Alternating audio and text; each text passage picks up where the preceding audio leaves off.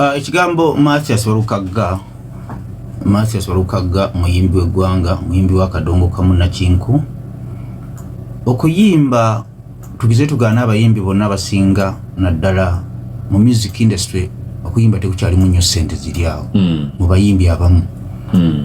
Kakati abantu abalina akalandira mu byobufuzi basalawo ne bagenda mu byobufuzi kuba wali akasente mu politics. Kubanga ekigambo ekituufu musically Walukagga muyimbi mulungi, ennyimba z'amakulu aziyimbye, naye okuyimba tekuleeta kasente kali ak'omuzinzi nga bwe kaalinga edda edda wabeera nga Walukagga ng'omulaba ku bipande 10 ebivulu nga 10 naye kati osobola okusiitaana okumunoonya ku kipande nga talabika. Era kigenda kubeera kyannaku nnyo Mathias Walukagga bw'otamulaba mu palamenti. Mathias Walukagga egenda kubeera downfall ye, siri katonda siri nabbi naye okusinziira nga bendaba. Mathias Walukagga musically side ya music badi kitambula bulungi nga yazingamu omukko nga bekibeera teri kulinnya na kulinnya kuba kulinnya nakukola ki nakuka. Kati side ya kadongo kamu music oyo nze music wange music atagwako abulirira ne guno omulembe mulala mukko abantu baagala kikinawolovu kidandali teka mundaawo. Kati music oyo abantu gwe batambuliranga ne bava mu kyalo ne bajja n'obukeeka ne batuula Fred Sebatta, Mathias Walukagga, abantu olujiimu eno omulembe guno balabanga ebyekikadde. Kati Mathias Walukagga okimanyi Mathias Walukagga yaliko omusomesa, osobola okusomesa nga tewasoma. Nakiwulira omanyi mu Uganda nakiwulira yaliko omusomesa yasomesa primary secondary. Osobola okusomesa oba primary oba secondary, osobola okusomesa nga tewasoma. Si kyangu mu Uganda buli kimu kikola kisoboka. Kakati Mathias Walukagga ekigambo ekituufu ebigambo empapula zibadde zitagala nga teziwera. Nawe bado okimanyi nga bw'ozigattagattamu ng'olina okuzigatta n'ogatta eno osobola okufunamuko akantu. Kakati Mathias Walukagga bagamba nti ebyobufuzi it's a dirty game, kazanyo kakakyafu. Mu Uganda buli kimu kisoboka nga butubira bwanga bagamba empapula bw'ozigattagatta n'ozigataniza General Asande abeera General Asande bw'ozigattagatta okusinziira ku Ssekikulu bagamba nti ate za Walukagga ziri ki nzitoko okusingiza General Asande. Kakati akabonero manye ebyobufuzi byakabampaani ezibyantama kituufu. Abantu bonna aboogera ebyobufuzi by'okuvuma tebikyakolera bagenda kufunamu nnyo obuzibu. Era tebakulimbanga nti waswa mu fumbiro ekyamutwala eruzira nti alina omusango gwe yazza kabampaani w'okuvuma n'otyobola buli muntu kubanga wayiswa mu fumbiro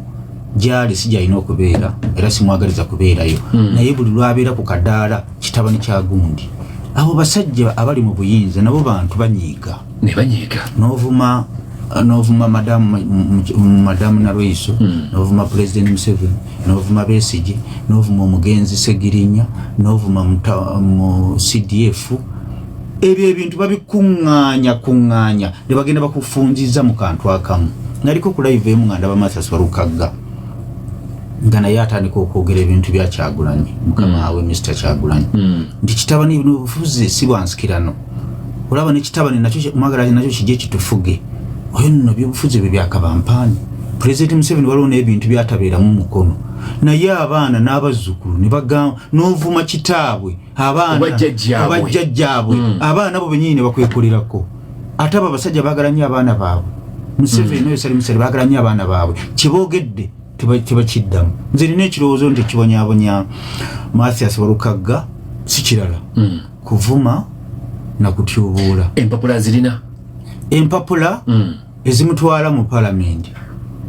bw'ozigattagatta ziwera. Naye kino kye baakoze baagala kumulaga nti ffe tulina obuyinza attemu ku bigere. Speed badde nene. Kyenjala okugamba akamanyiiro n'okuvumaavuma bano abasajja be balina obuyinza. Obuyinza bwe bunaabavaako ate lujja kubeera lulimi lulala tujja kuba twogera lulala. Kakati Mathias Walukagga kyalina okukola kimanyi ebitundu 5 ku 100 Mathias Walukagga agenda kugenda mu palamenti ebitundu 5 asobola obutagendayo kubanga ebyobufuzi mu Uganda mukirize mugaane tetulina gye tubasanga kugenda kutwogerera wadde okutukiikirira ebyobufuzi business kulya tukirize tugaane naddala mu Africa waliwo abagamba nti nze ngendayo okukolera abantu nga baba bamusanzeewo okumusindika mu parliament. Luzi yagambye Mathias Warukagga ekyokukola kimanyi omusajja gwe bayita Salimu Saleh Akaleba Kandwanaho generali tebakulimbanga kono tewaliwo atabeerangako mukwano gwe 5-star general Salimu Saleh Akaleba Kandwanaho mukwano gw'abayimbi ate mukwano gwa buli muntu anyiga nnyo n'asirikamuko naye asonyiwa y'omu ne President Museveni. Kaakati omusajja gwe bayita Mathias Warukagga alina okutambula ng'Omuganda. Entambula ng'Omuganda yeeriwa baanayagala okutambula nga atali Muganda. Mathias Warukagga ajja kumaliza nga n'ennyumba gy'asulamu emaya bagitutte. Kubanga Mathias Warukagga talinayo option kibaki kugamba talina kiddako okujjako nga bagenda kumuwa obwakalaani ku kitebe talina kyakusalawo okujjako nga bamuwadde nga baba tagenze mu parliament nga bagenda kumuwa obwakalaani ku kitebe kya NUP nga yayaniriza abagenyi abazze nga afunayo immunity ajja kuddayo mu ndongo Mathias Warukagga endongo tekyaliyo sente kinjera okugamba naddala ku saidi y'abayimbi b'akadongo kamu. Nabadde ne Mamuli Katumba n'agamba nti bintu bizibu bika omwami gwe bayita Mamuli Katumba amini Mathias Warukagga bw'onaamulaba ng'azzeeyo agenze mu parliament ajja kuba atudde ne Salimu Saleh nga amavivi gali wansi ate nga alayidde kubanga Mathias Warukagga n'abatalayira mu parliament agenda kukolayo ki. Kaakati musajja kankubuulire omuntu atasobola kuyomba mu luzungu mpulirizaako omuntu atasobola kuyomba mu luzungu dakiika 5 aba akwiraliikiriza okugenda mu parliament. Mathias asobola kuyomba mu luzungu kati dakiika 5 Mathias Warukagga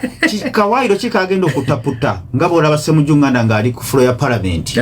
ofuna bulungi nga bw'olaba abasajja nga Ssekikubo ng'ali mu parliament vakola Ssekikubo n'omululu gwe ngeri musajja Muteesa akali amaggwa lwakuba naye yakola kiyakkakana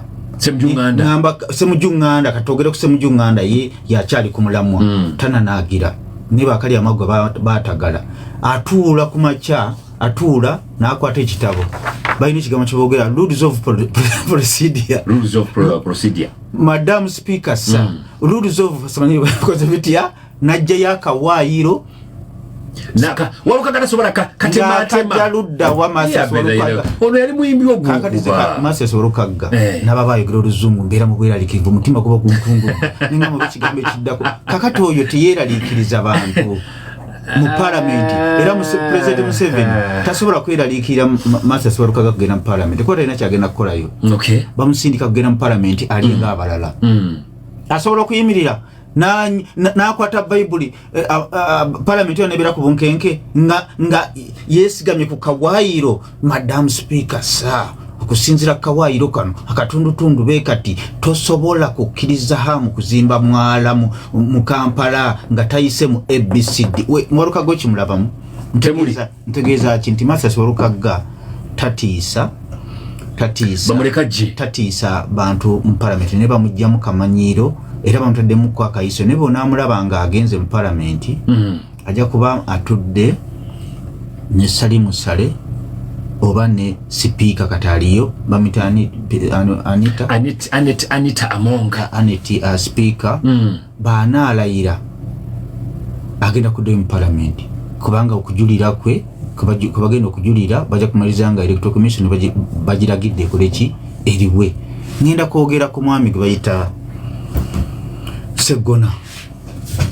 omukulu Sseggona ogenda kumulabako nga bamukuba mu constituency Nakase Busiro Bulanda gye yakoze akali amaggwa ye Bulanda gyakyasinze okukola mu byobufuzi. Mathias Warukagga ky'oba omanya akalulu alina kangi nnyo tiyali tawanyina kumuwawaabira yali badde kubanga kiyimba wa NRM ne akali amaggwa munjogere nyangu empologoma enkadde ozimanyizo zikumira ku nsonda wali kankubulire abantu omuntu yali abaddeko mu buyinza ne umuvaako omuntu yali abaddeko ne ssente ne zimugwako omuntu waliwo bayibuli mulala gweyogerako owokusatu tobazanyirangako kati omusajja gwe bayita Segona akere ku macanga mbu nga takyali MP wali abantu abamu nga balina omululu gw'ebyobufuzi nga onalebo Namboze mukono bakireke omululu n'okweyagaliza gutandikira ku Namboze era gukoma ku ye Muwanga Kivumbi Sekikubo obaddeyo emyaka 40 emyaka 40 kitegeeza nti buli mwaka badde bakuwa millions 2 ez'emmotoka ofuna emitwalo 3 ne bwalawense gwe mu nsi ani yakugamba nti gwe olina okukulemberanga ekitundu ekyo leka abalala bagende baliyeko bagambye nti kulya ziniwunya n'abantu b'emukono mwafa olina obukakafu abe obulaga nti akayamba ye yaloopa katono nnyo bagamba mukwano gwe ofuna bulungi akali amaggwa tasobola okukwata ekyokusatu okusinzira ku lisaaki yange nkugambye n'awantu awamu ogenda kumulabako nga bamukuba awantu awamu busiro takyalina kyabagamba ekisooka tagaba ate mu byobufuzi omuntu nga togaba omanyi lwaki President Museveni awangalidde mu buyinza omukono President Museveni mu Uganda yasinga okugaba tosobola kumutunula mu munye n'atakuwa kyoyagala era bolaba ebintu ebitatambula bulungi ministries ziba zitakola bulungi kati bagenda konfuma nti kali President Museveni mu Uganda ye musajja asinga okugaba Mugabi owokubiri bomita Salimu Sale akandwa naho kakati njala tugende mpola akali amaggwa omuntu alwanadde mu parliament akoleki ekyamulema emyaka gyabaddeyo n'atakoma kwekyo n'akola omululu kubanga nze nteebereza okubanga y'omu kubasiikulidde kiteeberezebwa okubanga y'omu yasiikulidde byambu naye si kigambibwa mbu bana ebintu byambu kigambibwa manyiro oya kigambibwa nti akali amaggwa mbu yasiikulira ani naye abetabyekakasa linda ku Palo National Media kamaro brooking enembwa ya Palo National Media akuvumye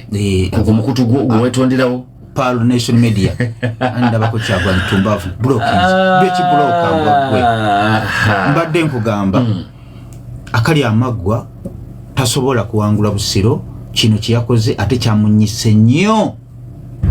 ogenda kumulabako ko nga bamukuba amayinja mu constituency ye ekyo kiriza obagaana Master Swarukaga magezi kigemuwa ekigambo ekituufu ebitabo byakupangirira awulira akakane ayogere n'abasajja adde mu parliament niba bataze mu parliament Master Swarukaga mbegayirira mu musaasira agenda kufa Master Swarukaga be mutamuwa batagenda mu parliament Master Swarukaga agenda kubeera bubi tubegayiridde Master Swarukaga mu muleka agenda mu parliament pata ina kyagenda kuteesaayo taina kyagenda kuteesa kubanga era simuteesa mulungi kubanga mu luzungu kiringa kati sawa zino okweraliikirira Nyanzi niweraliikira Nyanzi ogenda mu parliament chairman Nyanzi chairman tatamanyi kulufuwa chairman Nyanzi n'okubuuza obubuuza omuntu asitaana chairman Nyanzi kati chairman nayo byambu chairman arogera buli era Nyanzi si byambu aina kano kayogera first and foremost aga haji elwero so yali first and foremost ebintu bino nga Madam Speaker sa nga bendo nabona akazungu kona kati zibade nga Master katono nnyo Master Swarukaga tumuveeko Master Swarukaga gende wasale musale okuba amavi kubanga basajja bali mu anti baliyo tuganditambuzanga bumwagala tugende mpola ze nkubuli bo kitegeera nti eno government tiyajja na kalulu ojja kukakkana bobanga odiringa ne government n'omuntu olina okumanya government yabayekera kakati zenyina omuyimbi atawanyanye buli mangendo kumpangisa Swarukaga oyo mulaba y'omu ku bayimbi abantu awanyanga okupangisa ate nga ndi mukwano gwe ninga bwe mba nyina show gagala asiriiwo naye nga atamaliza nga nkoze show naye nga bobanga ya omwagalako show oba olina kumuwaana bayimbi oluyimba bakoowu lwasobye ayina ebiyimbayimba byaleetanga awo ne bigaana okukola naye nga olina okubiwaana okusobola okumuggyako kyokola ki kyoyagala. Kakati eno gavumenti bw'obanga togyagala toteesa nabo era bo bakugamba oli wa ddembe okusigala gy'oli oba okutwegattako. Banaakola amalala agenda kuva mu palamenti amagezi gemuwa kugenda wa Salimu Sale akuba amavi kuba be baliwo n'abalala be balijja oba sipiika wa palamenti amugaye bannange nze mundeke ngende ngenda kufa ne mu palamenti oluzungu luteesebwa nalwo si luyina mundeke ngende ntuule ndi sente ng'abalala akasembayo nga ngenda mukuumula bwana katono nnyo omusajja ono bamuyita Magoola nkyenjagala ekyo awo wennyini Magoola n'opwogi wa kyekiddako singa Olukaga ava mu reesi kuba Magoola olidde muyeekera kakati sirabangayo omuntu atamanyi kubala bintu nga Magoola era abasajja bagenda omumaka nga bakirabi Magoola tamanyi kubala bintu kubanga essaawa zino option ebadde ya Magoola NUP kirizo bagana tefunamu ofuna bulungi naye bagamba kati NUP okuwa owa NRM wakiri ekola ki egana okulonda obukawatugende Magoola waffe kakati Magoola yali badde akola statement egamba etya NRM nga aba NUP nga bamudde emabega kakati Magoola badde asobola okukola diiru ne Masasi Walukaga ne bakola endagaano n'akwata myuzi nga 5 n'azimuwa naziwa Walukaga namugamba kankubeera emabega Magoola badde mu palamenti namutunuulidde nga statement zakola za kijega zimuteeka mu kyalo n'agamba wetwogerera mbadde ngenda tugenda kutuulamuko naye wetwogerera Masasi Walukaga afeeyitinze ng'ayogera rubbish kati NUP Walukaga batabeera mu lwokaano NUP sagala kulimba ngange simanyi kyegenda tesobola kuza wakitiibwa owekitiibwa atya ne bagamba nti katuyimbire emabega owekitiibwa yogera bingi